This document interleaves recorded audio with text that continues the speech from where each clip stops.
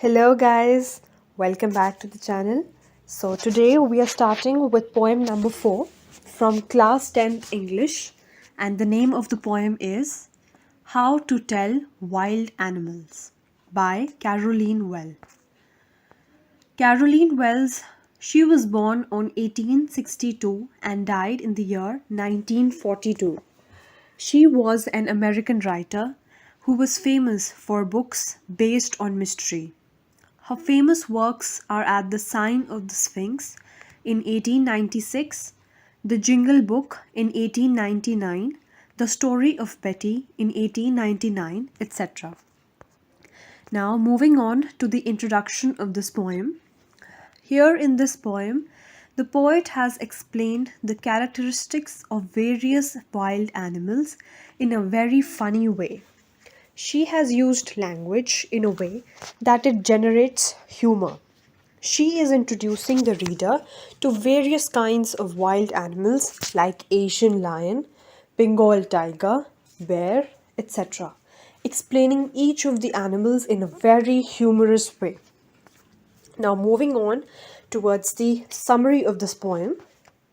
Here, the poet is describing the various wild animals.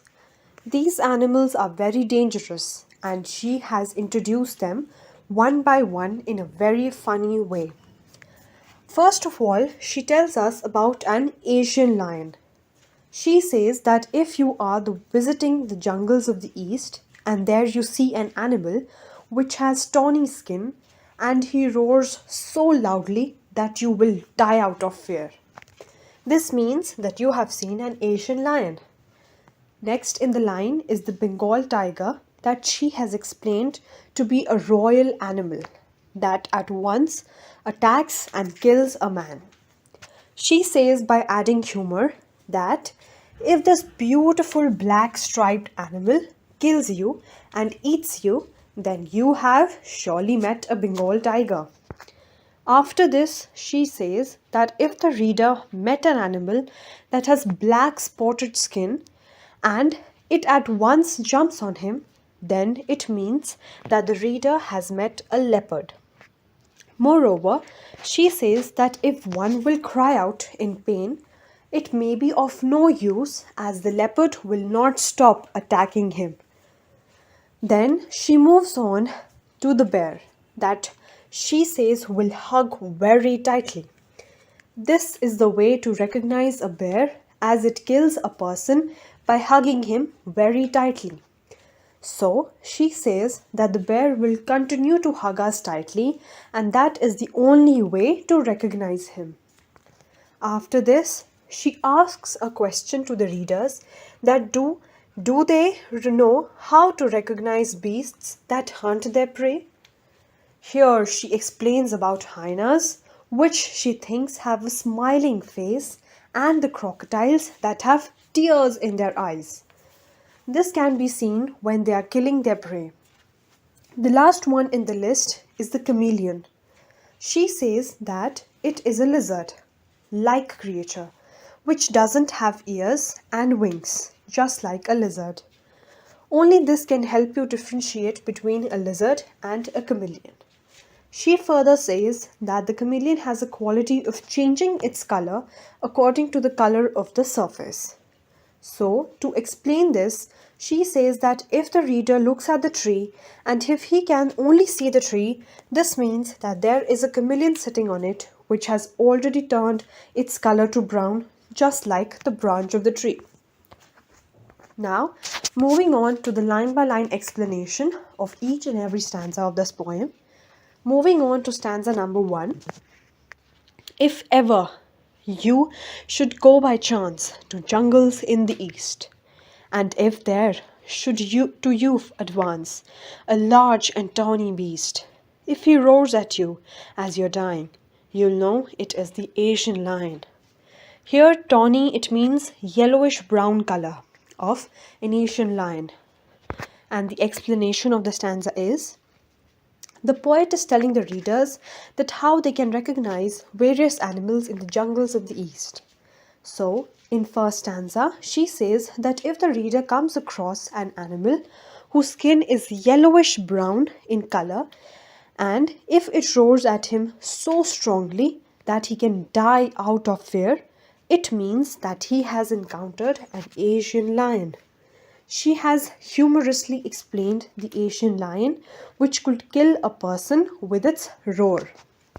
Here in this stanza, the literary devices used are, the rhyming scheme of this stanza is A, B, A, B, C, C. Moving on to the second stanza. Or if sometime when roaming round, a noble wild beast greets you with black stripes on a yellow ground, just notice if he eats you. This simple rule may help you learn the Bengal tiger to discern. Here in the stanza, noble it means high born or aristocratic, and discern it means to recognize. The explanation of the stanza is, she explains an animal that roams in the jungle and belongs to a royal clan.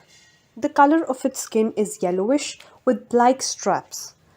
She says that if you notice that he kills you and eats you up, then this means that you have surely seen a Bengal tiger. This time also, she has used dark humor to explain how a tiger looks like, because once a person has been eaten up by a wild animal, there is no use in determining which wild animal it is. Here in this stanza, the rhyming scheme is A, B, A, B, C, C. Now moving on towards the third stanza. If strolling forth a beast you view, whose height with spots is peppered, as soon as he has leapt on you, you'll know it is the leopard. 'Twill do no good to roar with pain, he'll only lap and lap again. Here in this stanza, strolling it means walking casually, forth means forward, hide means the skin of an animal, peppered here it means the spots, and leapt or leaped it means jump towards someone.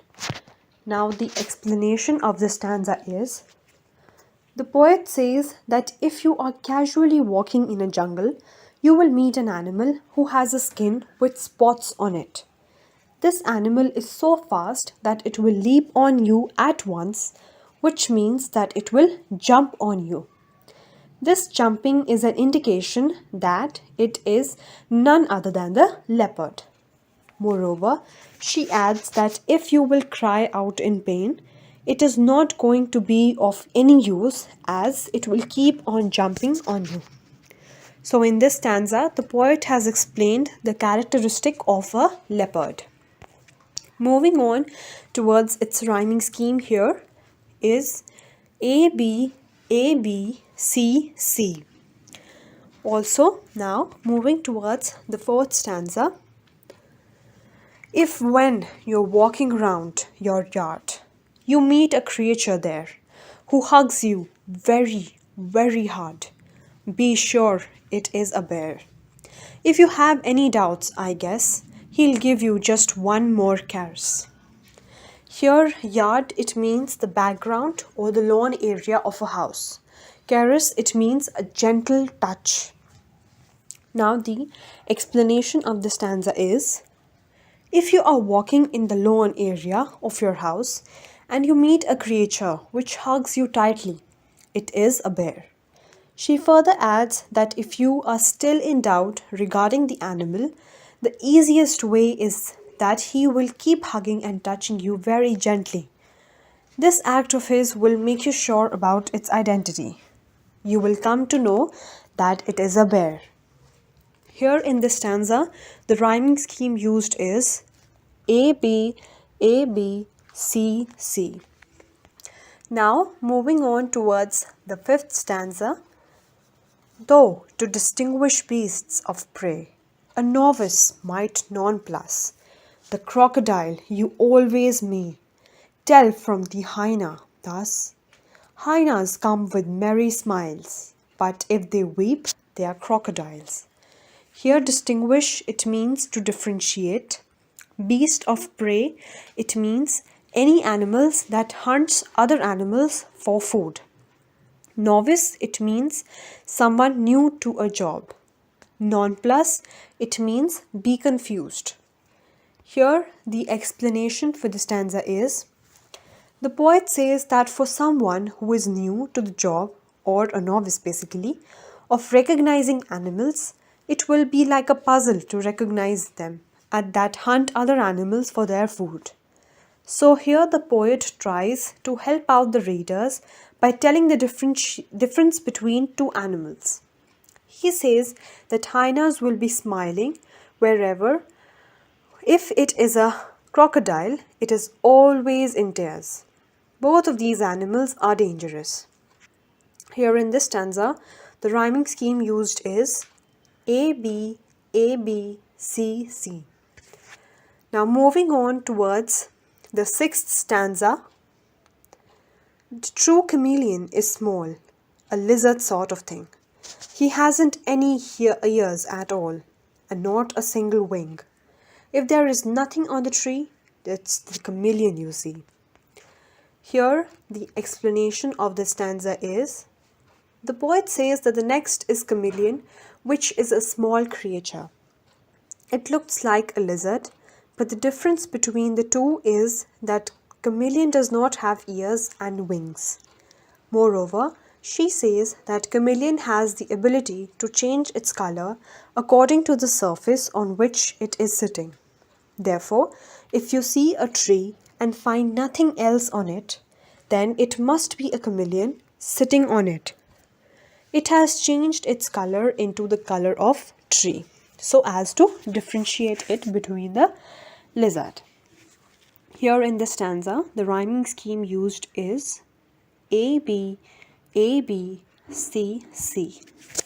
So this was all in this poem.